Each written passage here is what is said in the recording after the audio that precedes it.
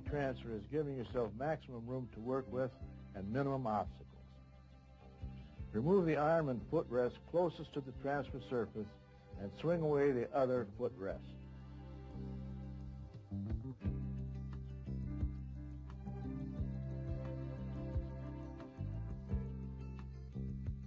A final but critically important tip is to make sure the wheelchair is locked in place during all transfers.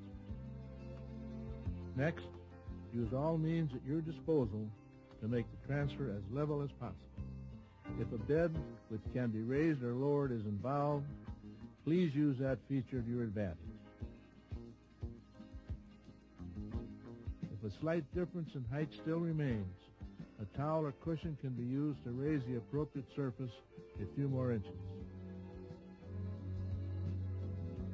If you need a second cushion to achieve this, by all means use it. Making the transfer level is very important. Once the transfer is made as level as possible, you'll want to look at the angle at which the chair is placed. You may want to make a dry run, making sure that the seat will not contact a wheelchair wheel or anything else while the patient is on it.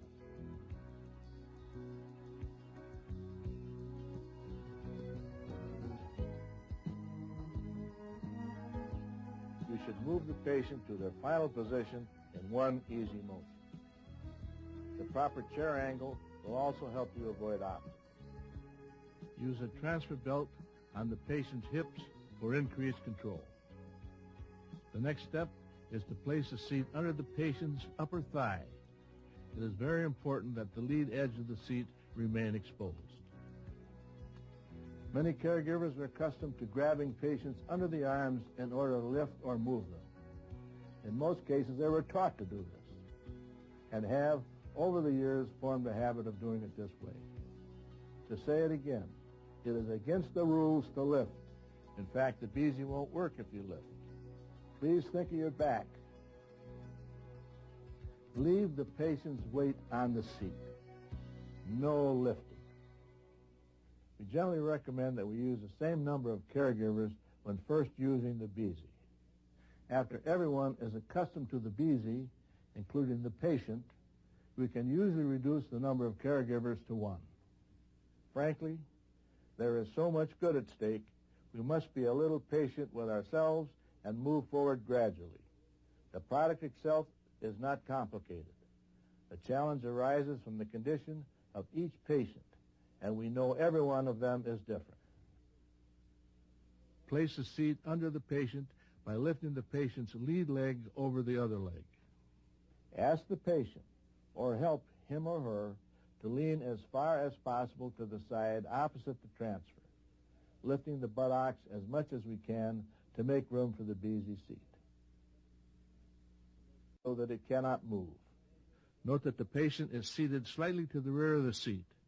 As stated before, this is important for maximizing the ease of the transfer.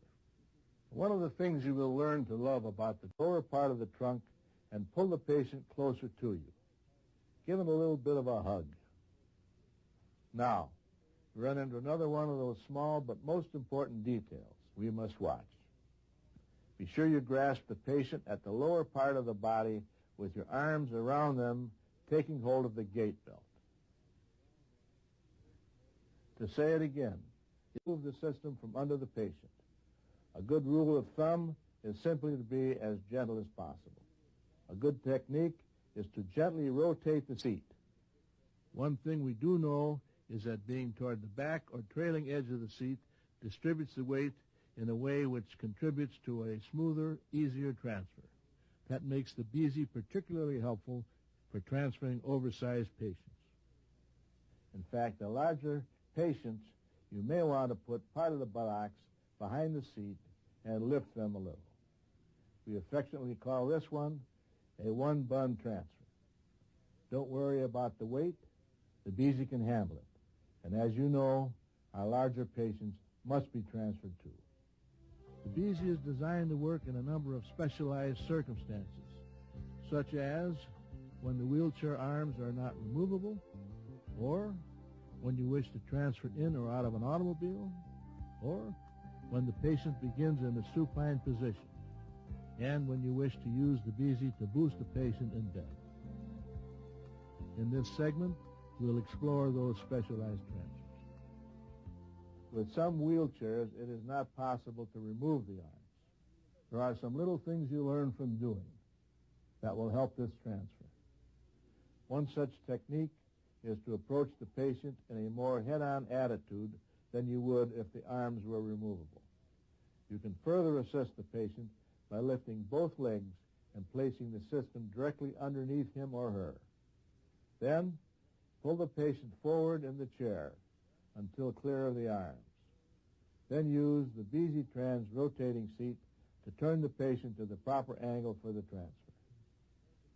When transferring a patient into a wheelchair with arms that do not detach, you may have to approach the chair with the user almost backwards, then slowly turn him into position.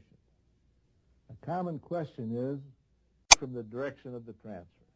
Place the Beasy on the approximate space vacated by his buttocks or the upper thigh.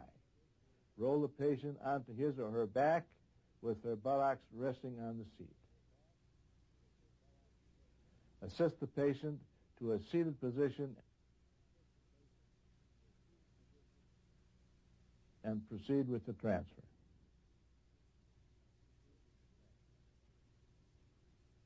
Both the beasytrans and Beasy2 Easy Transfer system are ideal for the difficult supine to supine transfers, which must be accomplished with regularity in the institutional and the home care venues.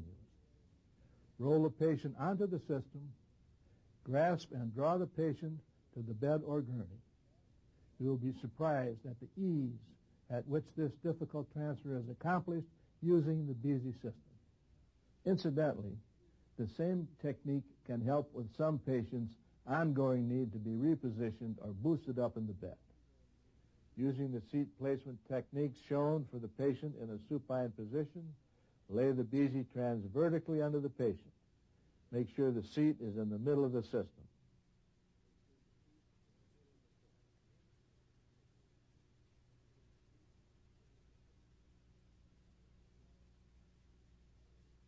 Then gently glide the patient higher in bed.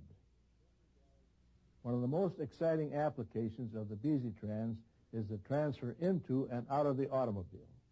The convenience and portability of the Beasy has returned the gift of automobile access to hundreds of users. In some cases, this has even meant a return to life at home and with outpatient treatment rather than being institutionalized. First, open the car door fully. If you're placing the patient in the front seat, move the seat as far to the rear as possible, giving yourself maximum room to maneuver. Vice versa, if you're placing the patient in the rear seat. Plan the placement of the wheelchair so it is at the proper angle and as close as possible to the transfer surface. Mentally track the path the transfer will follow. Please note that an automobile with its door handles, dashboard, and abrupt angles will increase potential for coming in contact with the seat, possibly impeding the transfer. One other tip: there are some surfaces on which the base of the system may tend to slide. Most commonly, they are hard plastics, or nylon, or silk surfaces. A simple solution is to put some type of surface under the end of the system. A towel or other non-skid material will usually suffice.